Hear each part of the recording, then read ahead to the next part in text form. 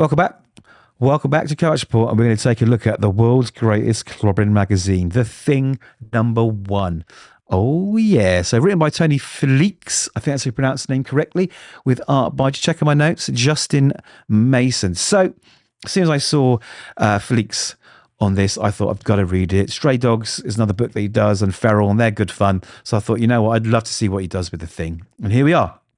So cracking cover there, absolutely cracking cover. Let's jump straight into the book. So the little nod to the Warriors here, actually, I think. So if you've watched that movie, there is pirate radio commentator who sort of narrates some bits and bobs throughout the film. And this, to me, is exactly what's going on here. So if this is to the Warriors, that's a nice little touch. One of my favorite films. So basically what's happening is that 4.5 hours from now, an announcement is made.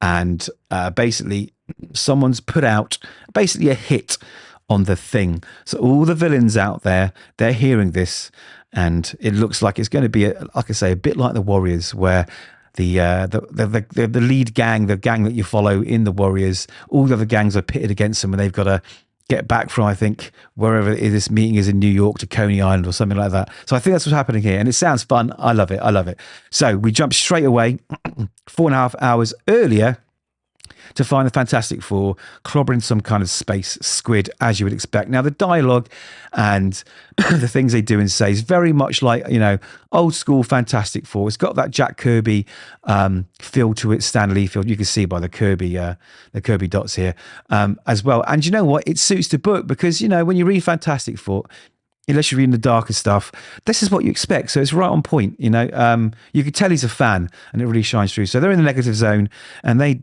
have a big punch up with this squid, and Sue tells him that he's been holding back. He doesn't like that, and he smashes the head out of it. Anyway, they turn up with part of it back to the Baxter building, and Ben Grimm decides to go home with that thought in his mind, you know.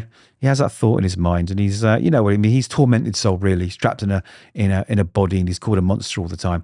So there's a knock at the door, and a very unwelcome guest turns up. Now, this is obviously someone from his school days who wasn't very nice to him. But after slamming the door in his face, basically, the guy says, "Look, it's not about me. You know, it's about this missing girl." All right, and we can't find her. His sister's daughter, so his niece, of course, is missing, and other people have been going missing too. So The Thing, you know, he's a good guy. He decides, all right, I'll do it for her, but I ain't doing this for you.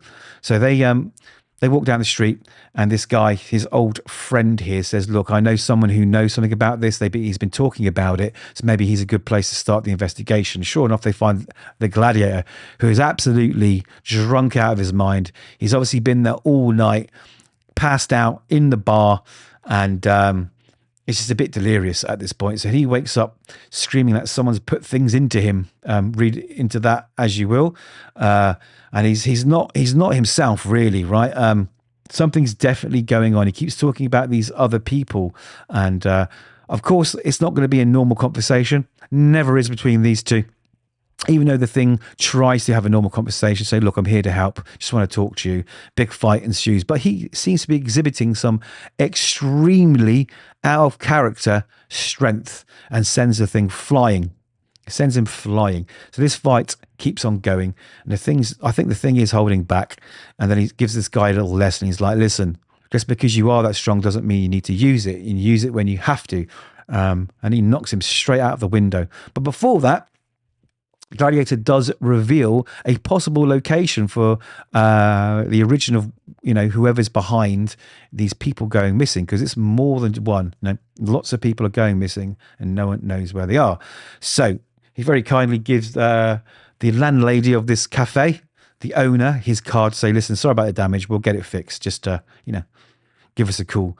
And as he leaves, there's someone else, an old character, mainly from Daredevil days, called Turk, who was a sort of street pimp informer, basic piece of shit, and he's been sitting in the bar listening to everything, and he picks up the phone and rings a mysterious person to say, "We have a little bit of situation," because The Thing, Ben Grimm, he's on to whatever's going on, he's on to whatever you've got going on, and then it's revealed to be the Kingpin. So good fun. Do you know what? I really liked it. The artworks, The story's nice. It flows really well. There's little mysteries, germinating, and it feels like classic Fantastic Four with a modern twist on it. So I thoroughly recommend it. The King of Yancey Street is what it's called, and yeah, it's great. So those are my thoughts. Let me know yours. Before you go, please hit that subscribe button. It really, really helps. And if you like the video, give it a like. So until next time, we'll see you soon.